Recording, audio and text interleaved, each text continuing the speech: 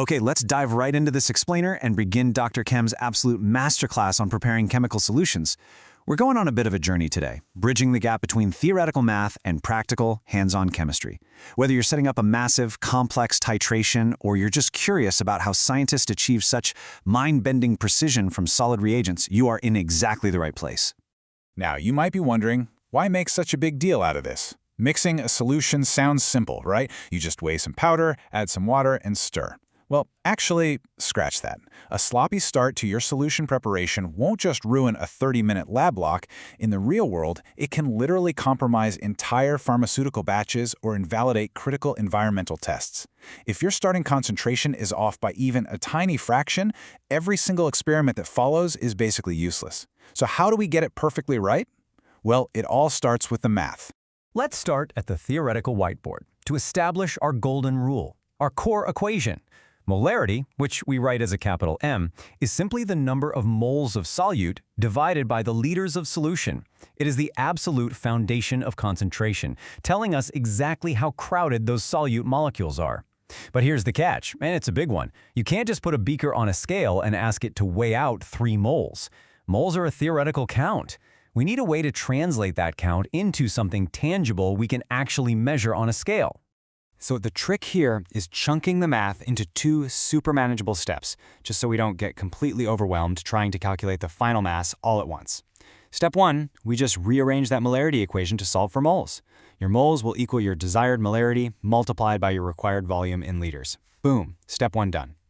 Then, step 2, you multiply those moles you just found by the substance's molar mass. That little bit of multiplication gives you your precise, real-world target mass in grams. And this is exactly where the periodic table becomes your best friend, acting as a translation key for molar mass. Let's use sodium chloride, just regular everyday table salt, as an example. Sodium brings an atomic weight of 22.99 grams per mole to the table. Chlorine brings 35.45. You add those two together, and you get a total molar mass of 58.44 grams per mole for NaCl. That specific number is our bridge from the invisible world of theoretical moles into the highly visible, weighable world of grams. Okay, let's put it all together and see it in action. Say Dr. Chem wants exactly 1 liter of a 0.5 molar NaCl solution. The math gives us the exact roadmap. 0.5 moles per liter multiplied by our 1 liter volume means we need exactly 0.5 moles. Then we take that 0.5 moles and multiply it by our calculated molar mass of 58.44 grams per mole. The result? Exactly 29.22 grams. No guessing, no estimating. That is our absolute precise target mass. All right, math confirmed. Now we step away from the whiteboard and head over to the physical lab bench to see how this builds into an actual procedure. We've got our target number of 29.22 grams, but now we have to actually physically build the solution. And this right here is where your physical technique becomes just as crucial as your math, because you can have the most beautiful, perfect calculations in the world, but if your lab equipment or your hands fail you, well, the whole shebang is ruined. First things first, glassware.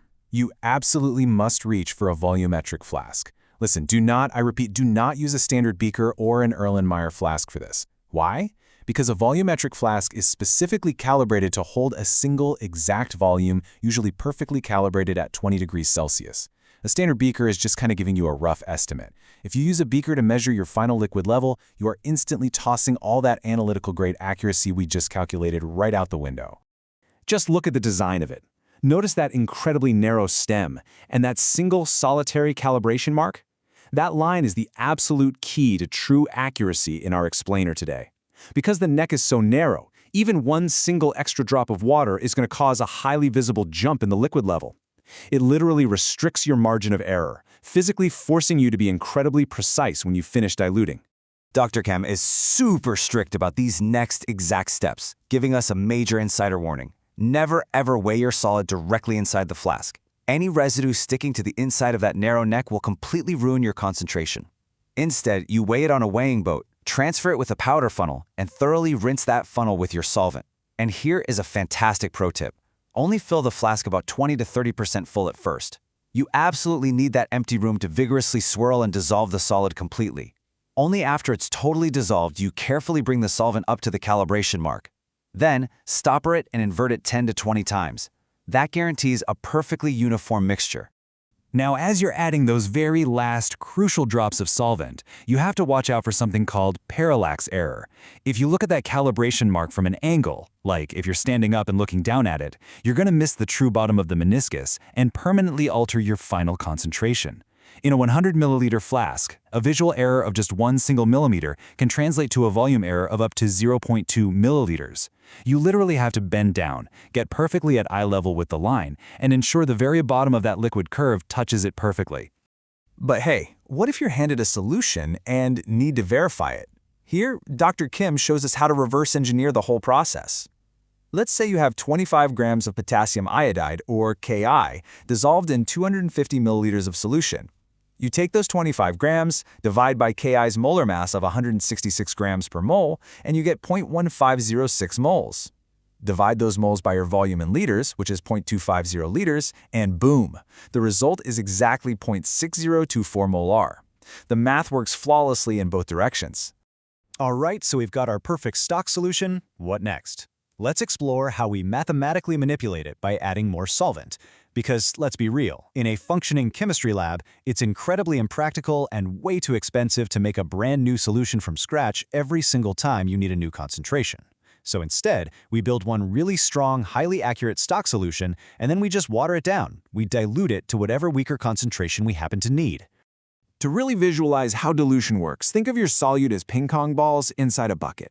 Adding water totally dilutes the concentration, sure, but the actual number of moles, the ping pong balls themselves, stays exactly the same. If you have 5 ping pong balls in a 5-gallon bucket, your concentration is 1 ball per gallon. If you pour in 5 more gallons of water, your concentration drops to ½ a ball per gallon.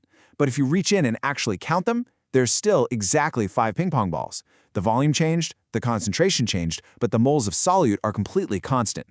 And because that solute remains constant, we get to use this beautifully simple dilution equation. M1 times V1 equals M2 times V2. Your initial concentration and volume equal your final concentration and volume. It's a real game changer.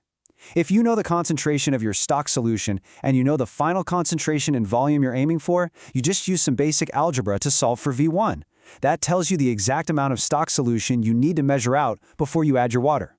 But wait, what if the math spits out something completely unrealistic for a physical lab setting? Let's say you have a super strong 10 molar stock solution, and you just need 200 milliliters of a highly diluted 0.01 molar solution. You plug it into M1V1 equals M2V2, and the math tells you to measure out exactly 0.2 milliliters of your stock solution. Now, with standard lab equipment, measuring 0.2 milliliters accurately is virtually impossible. That's basically just a single drop. How on earth do we maintain on accuracy? The genius solution to measuring impossibly small volumes is serial dilution. Instead of doing it all in one massive, error-prone jump, you just step down the concentration in manageable, measurable chunks. You might take 10 milliliters of your stock and dilute it to 100 milliliters. Now you've got a 1.0 molar solution. You redo the math, and now maybe you need to measure a much more reasonable 2 milliliters. If that's still too tricky, you just do another step down. You're cascading the concentration down accurately, ensuring that your highly diluted final solution retains the absolute analytical integrity of your very first step. As we wrap up this explainer, I want to leave you with one final, slightly maddening thought. What happens if your starting solid powder just isn't 100% pure? It's kind of like trying to bake 2 boxes of brownie mix when you only have 2 eggs in the fridge. That limiting factor dictates your entire output. If your starting reagent is even slightly impure, your pristine master measurement won't actually contain the expected number of moles. And that hidden error cascades through every single volumetric flask, every serial dilution, and every final data point you record. The math is flawless, absolutely, but it entirely relies on the physical purity of your materials and the steady precision of your hands. Keep that in the back of your mind the very next time you step up to an analytical balance. Thanks for joining us today, and keep questioning the chemistry all around you.